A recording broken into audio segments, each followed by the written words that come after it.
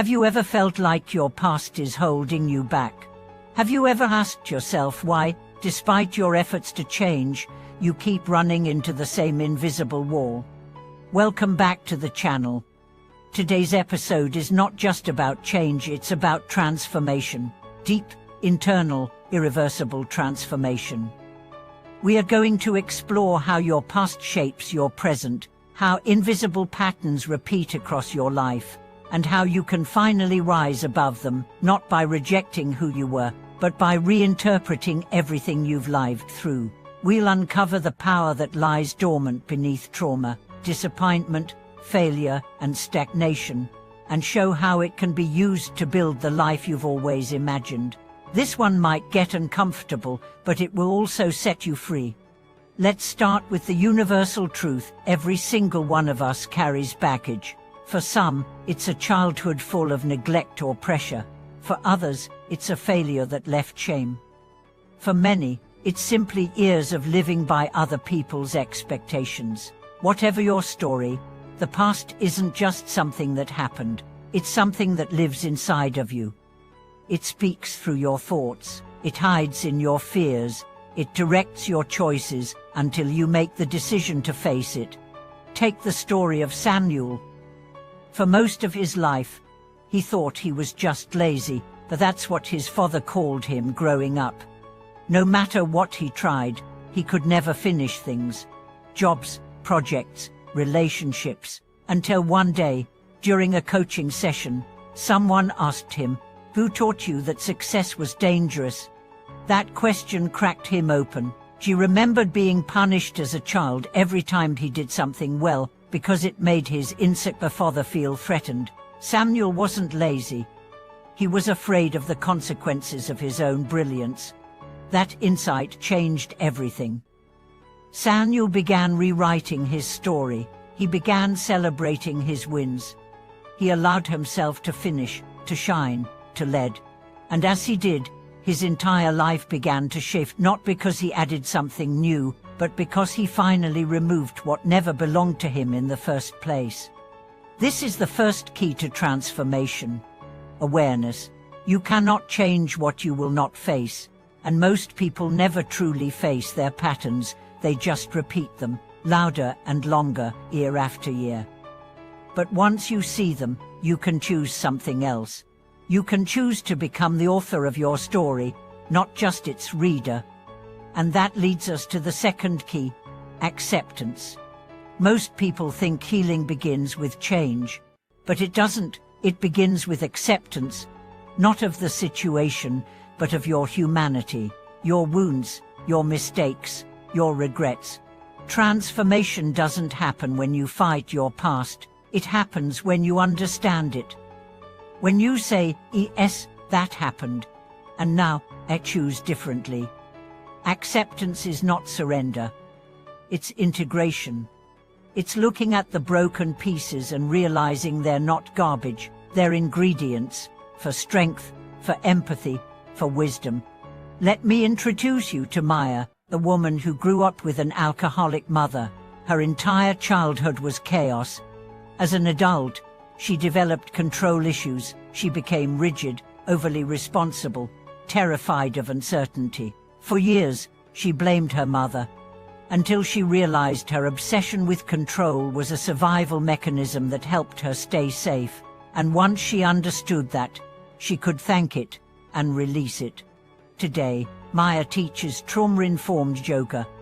She helps others reconnect with their bodies, their breath, their safety. Her pain became her purpose, but only after she stopped running from it and started listening to it. This brings us to the third key: intention. You cannot become someone new by accident. You have to decide, who do I want to be? What kind of life do I want to build? What thoughts support that life? What habits destroy it? This is the core of personal transformation, not just reacting to life, but designing it. And that design begins with clarity, not fake dreams, clear identity. I am someone who shows up. I am someone who speaks truth. I am someone who chooses peace over chaos. You repeat that identity. You act from it. You embody it. And slowly, the old you, the one built on fear, begins to dissolve. As you move from intention to embodiment, another force inevitably arises: resistance. Resistance is the voice that says, "You've always been this way. You are you to change. Why try again when you failed last time?" This is the voice of your conditioned self, the version of you shaped by fear, rejection, and inherited belief systems. And to move through resistance, you must first name it. Naming is powerful. It turns shadows into shapes. It makes the invisible visible. Think of Carla, a creative writer who dreamed of publishing but never finished a manuscript.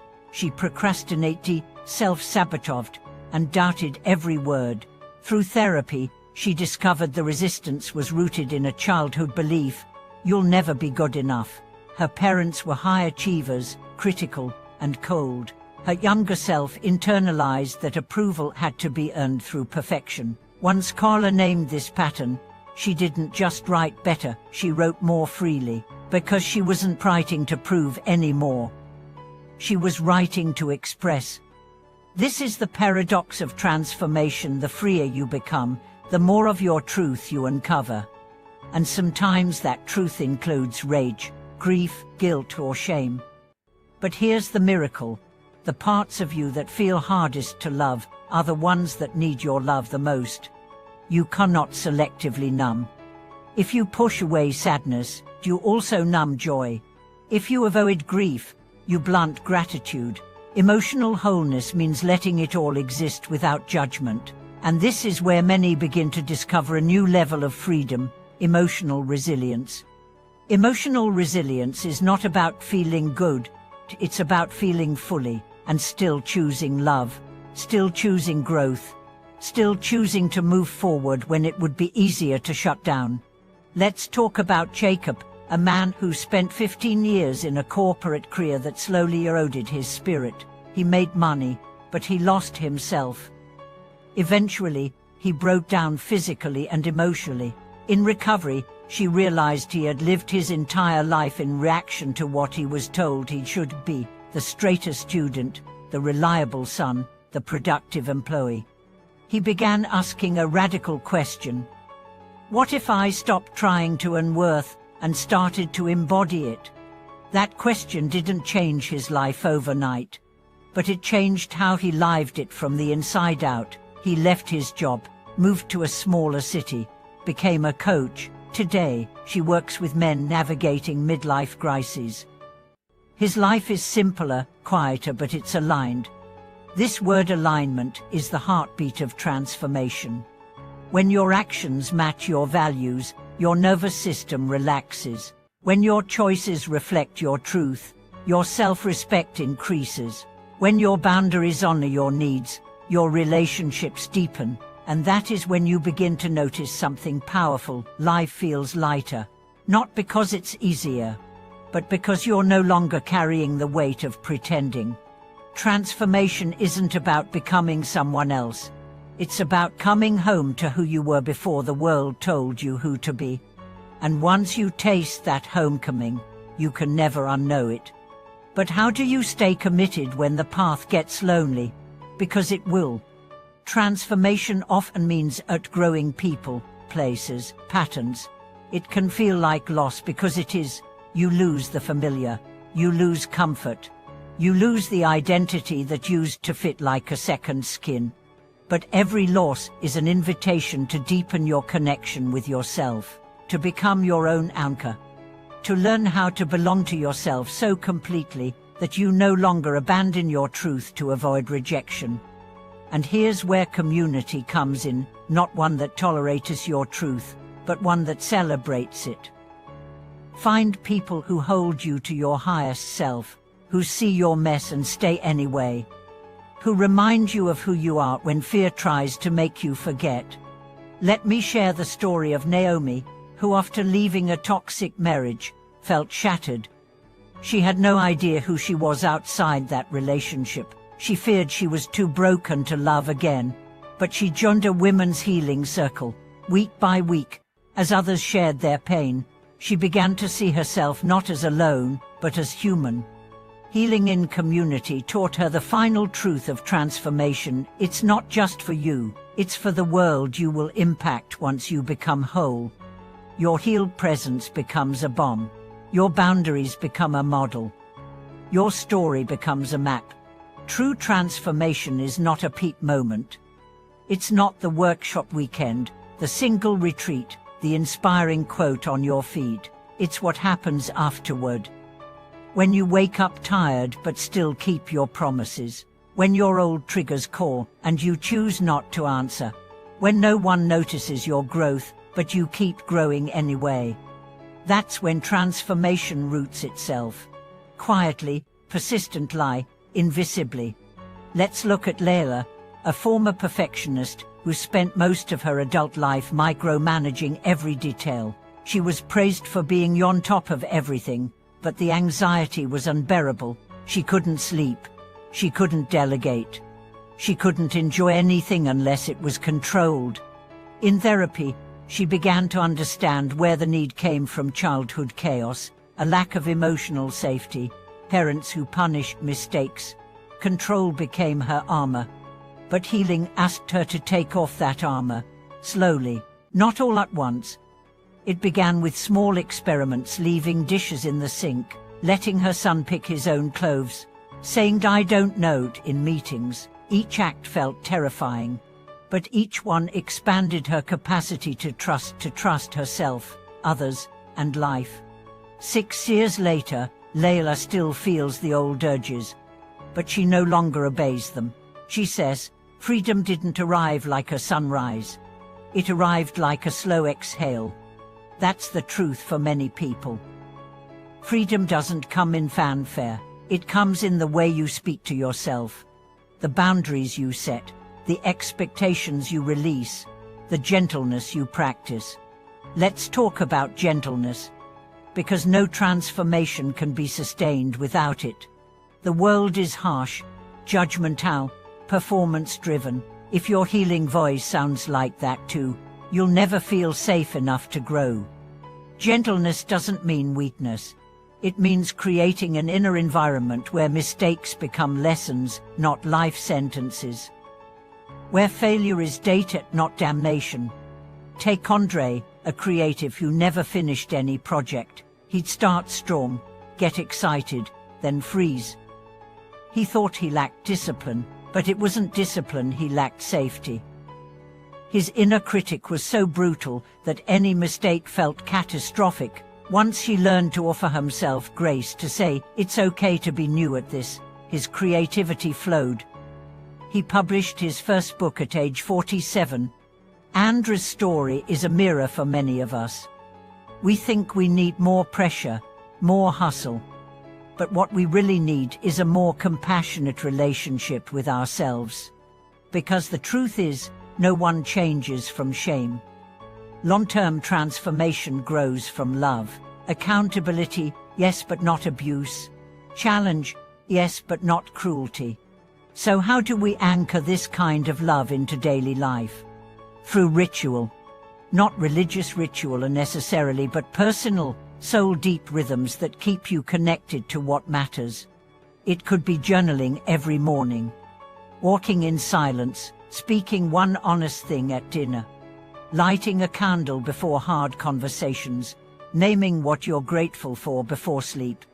Ritual turns healing into habit. It reminds you of your agency. It brings sacredness to the mundane. And here's another powerful practice: honoring your progress. Too often, we rush from one milestone to the next. We forget to pause and say, "Look how far I've come." We forget to thank the past versions of ourselves, the scared one who made the phone call, the tired one who still got up, the lonely one who kept believing. Your progress may not be loud, but it is real. Honor it, mark it, celebrate it.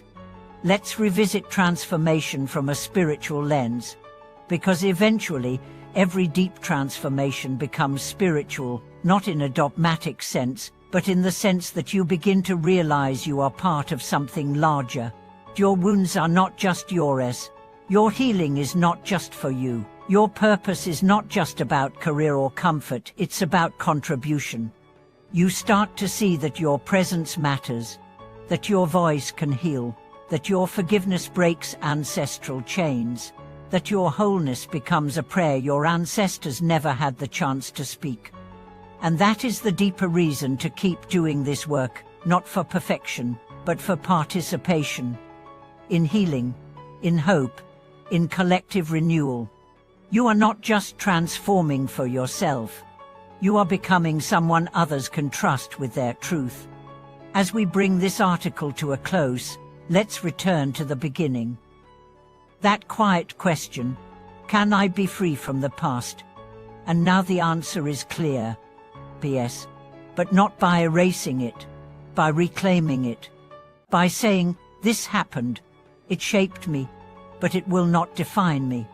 By choosing, day after day, to move forward with awareness, acceptance, intention, and love. That is what real freedom feels like, not the absence of your past, but your ability to walk beside it without being ruled by it. Thank you so much for watching this video. If something in this message touched your heart, share it with someone who's ready to heal. Tell us in the comments, what are you reclaiming? What truth are you ready to live? And don't forget to like, subscribe, and ring the bell. Because here, we don't just talk about change, we become it.